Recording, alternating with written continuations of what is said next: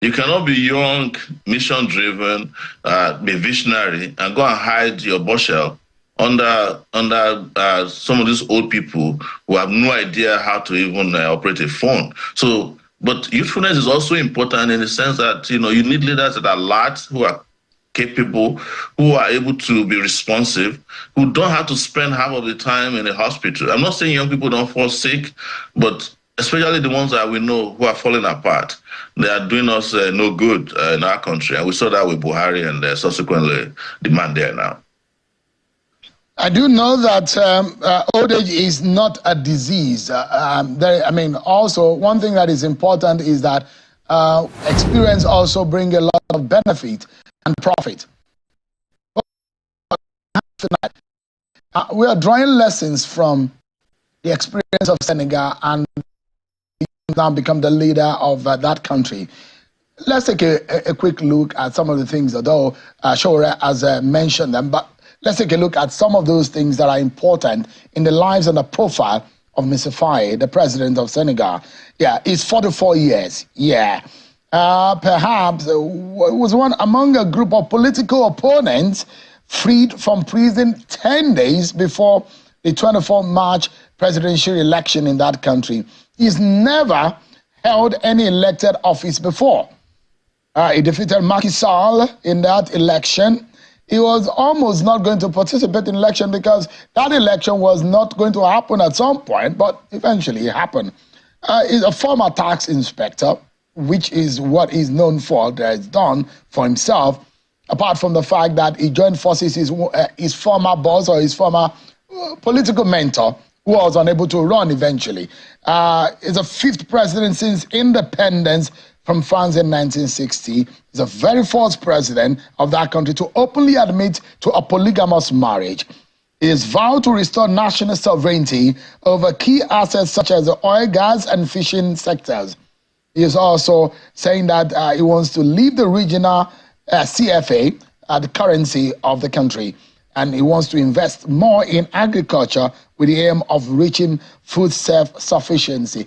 These are very ambitious policy decisions from Mr. Faye. And if you look at it, this look like some situation or scenario that you can almost liken to what we're experiencing in Nigeria. What are your thoughts, Sowore? When I ran in 2018, I had what I call Spicer hits. They're bigger than this, big ambition to take charge of national assets, employ Nigerians, turn Nigeria to a construction site, and ensure that we pay wages that are living wages. And I wanted to restore security, engage in fantastic infrastructural development, invest in education such that education will be free up to university level, and even give study grants to students.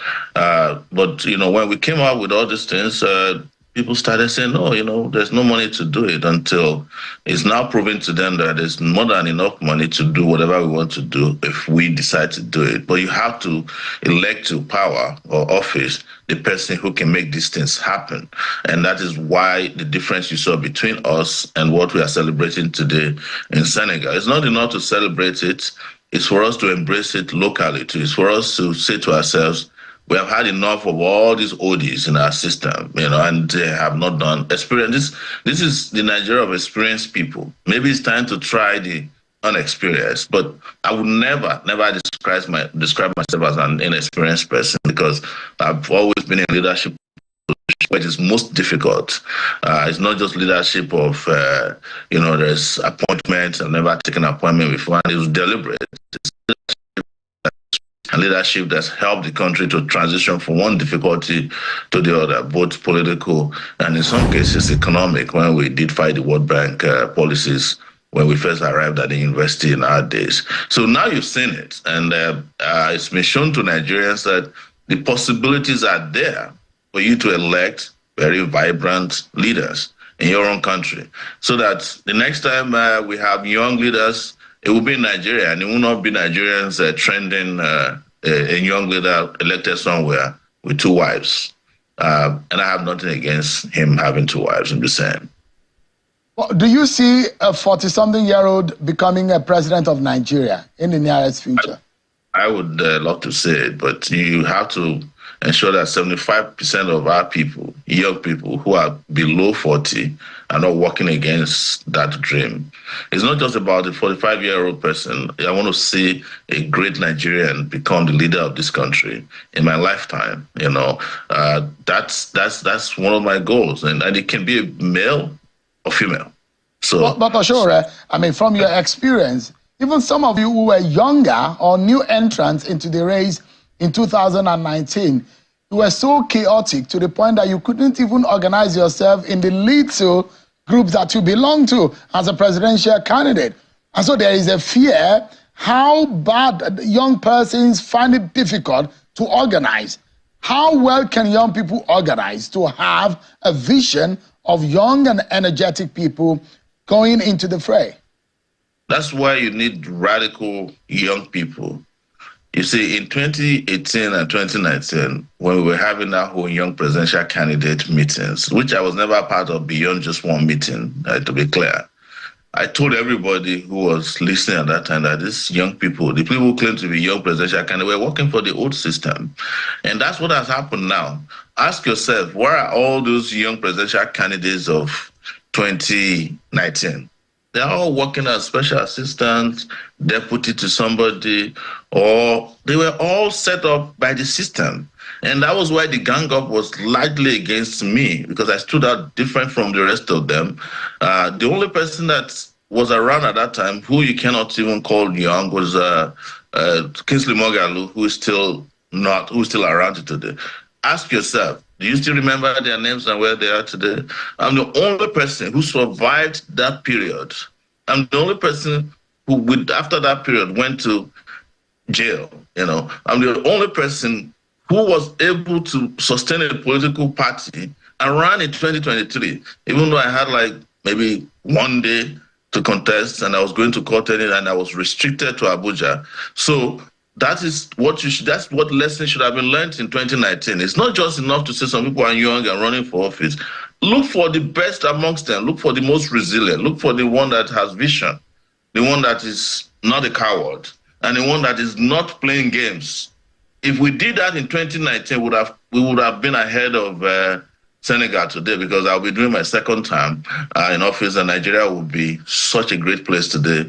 And I mean it. If I was president in 2019, you won't have the situation that you have in your hands today. I can tell you that for free. As a way of rounding up, there is a lot of fear about whether or not a young person will join political parties, because what is evident, in fact, in the electoral numbers, there are more than 60% of young people who make up the electoral numbers in Nigeria. And if you go into the larger population, there are more young people between the age of 18 and 35 who make up the larger population of Nigeria of over 200 million. So it means one thing, that the young people are of advantage. But when it comes to voting and using that advantage, they are never nowhere to be found.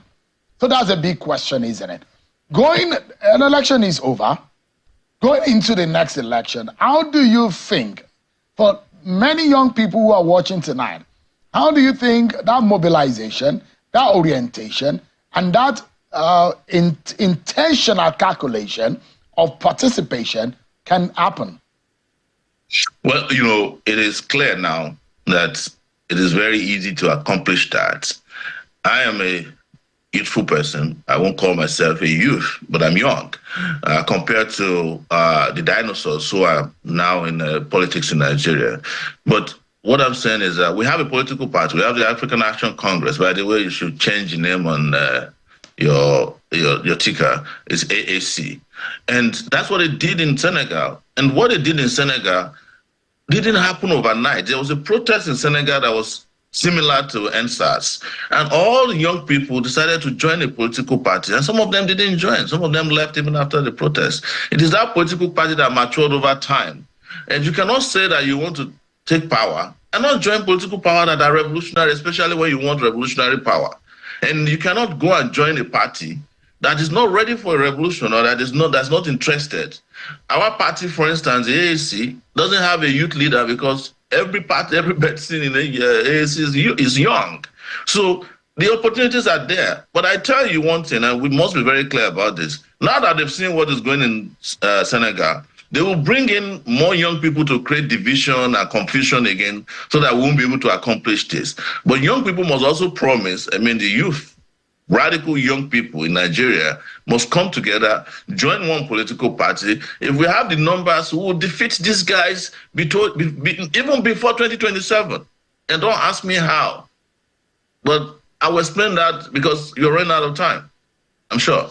Yeah. Omoyele Sowore, 53-year-old Omoyele Sowore, no longer a youth. A few years ago, we were saying a young candidate, but you cannot even beat it. But you're not in the league of Joe Biden, who is 81 years old, or Donald Trump, who is 77 years old. And Atiku and Peter Obi, so we are far apart. I'm 10 years younger than all the major candidates. Only myself and I think Adebayo, who is younger than myself, were in our 50s in the last elections, prominent ones. But there was also a guy who was even younger than all of us. I think he was in his 30s in the last election. But Professor Molayin. Yeah. So the opportunities are there. Vibrant young people. You said it earlier, and I want to close here that maybe being old is not a disease. It's not, but it's a barrier. That's why people retire after the age of 60 and 65. All right. Thank you so much. Omoyele Sowore was a presidential candidate of the AAC in the 2023 presidential election. Thank you so much for your thoughts tonight.